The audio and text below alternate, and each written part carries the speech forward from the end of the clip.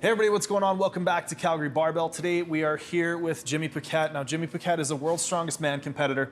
He's made himself very known on the Arnold Strongman circuit, and his best squat in competition is 805. His best in the gym is 825, and he's one of two people in Canada who have deadlifted 900 pounds. So we're gonna get some info from Jimmy on how to get our squats a little bit stronger.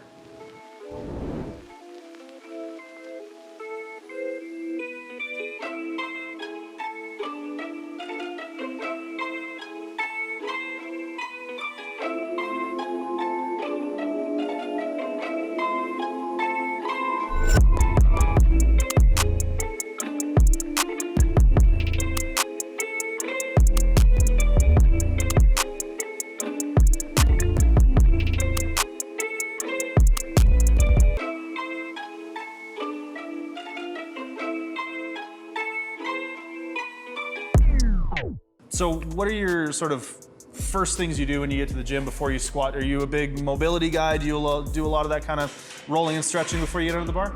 I've never been a fan of really foam rolling, and I will warm up, but I'll usually get right under the bar and do a few sets with an empty bar and then go to 135, one plate, two plates. Sometimes if I'm really like sore and stiff, I might do 3 or 4 sets with 135 and 225. Yeah. But that's pretty much what resumes my warm up.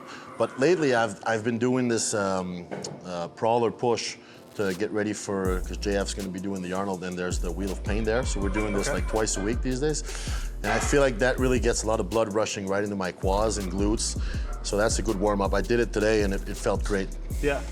I noticed with your setup, you squat pretty high bar, right? Yes. And I think most of our viewers and myself and a lot of us, you know, most people expect a lot of heavy squats to be on low bar. So what's your kind of reasoning behind the high bar stance or the high bar position? First time I started squatting, I did a high bar, and a lot of people have told me to switch to low bar where I could move more weight and be in a more like efficient position. But in Strongman, it's always when we do squat in competition, we'll use an axle or a really fat bar. Right. So if you try to put it in low bar, it'll just roll down your back or slip down. Yeah. So you won't be able to do as many reps. So while I train, I'll train like I compete, so I'll just keep it high bar. Now with your setup, what are your kind of key things that you're going through? What's your checklist like before you unrack and sort of take the bar for a walk? No matter how much weight's on the bar, I'm always gonna put my hands on the same place, at the same place on the bar. I'm always squatting with a Texas squat bar, so I have the same setup every time, and then I'll get under the bar. Usually the first sets will be pretty rough. I can't get as well comfortable because I'm stiff. Not much mobility in the shoulders, especially if I've trained shoulders or chest the day before. But after 3 or 4 sets, usually I'll get in good position, get the bar where I need to be, and every time before I unrack the bar, I make sure I'm really well braced and stiff before I unrack the bar, even if there's 1 plate or 7 plates on the bar. And then I'll try to walk it out with as few steps as possible. Ideally 2, I'll just go 1, 2. And if I need to fix it, I'll do like maybe 1 or 2 extra steps. But ideally just 2 steps. Once you've got that bar walked out, what are your, I know a lot of people, myself included, like to kind of hinge and then think about like a 2-part descent. What's your thought process or your cueing when it comes to sort of initiating your lift? First of all, I'll make sure I fill my stomach with air to be as tight as possible, and get my upper back really tight by pulling my shoulder blades down. And make sure I'm trying to spread the floor with my feet to make sure my knees go in good position. And I'll squeeze my glutes and try to keep them contracted through the whole movement. Okay. And then I'll just squat down and up. Yeah. So you're pretty much just kind of like getting everything tight and then breaking at the knees first and just like descending kind of thing? Yeah. Because you're really upright, hey? Yeah, I really have to squat upright. You'll see my top sets, I'll sort of get out of position, especially when I push right out of the hole. Right. My butt will fly up, and then I'll get upright. But ideally, I try to stay upright as much as I can.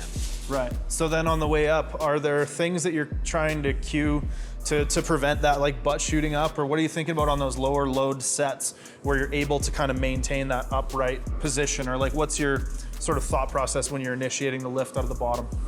I noticed with time that when I do stay in position, even with the top sets, it's because my lower back is in good health. Like it's not sore or no pain, and I'm well braced, and the belt is really tight. So with the belt, I'll stay in better position. And if my lower back is in good shape, today is really tired as I pulled 900 a few days ago, so I think that didn't help it. Yeah. I wasn't supposed to go that heavy, but anyways, I can't help it sometimes. Right? Yeah. I mean, come on. So, but usually, yeah, I'll try to stay as tight as possible. It's all from here, I think. Yeah. That's why my butt flies up. Okay, cool. And in terms of like programming and those kinds of things, what have you found over the years has been really successful as like an accessory lift or some of that kind of stuff? Or do you just kind of squat more to squat more? Yeah, I'm a big believer in accessory work, so obviously I'll always include the main lifts, so squat and deadlifts every week. Depending on the cycle or how close to a competition we are, I'll go heavier or lighter.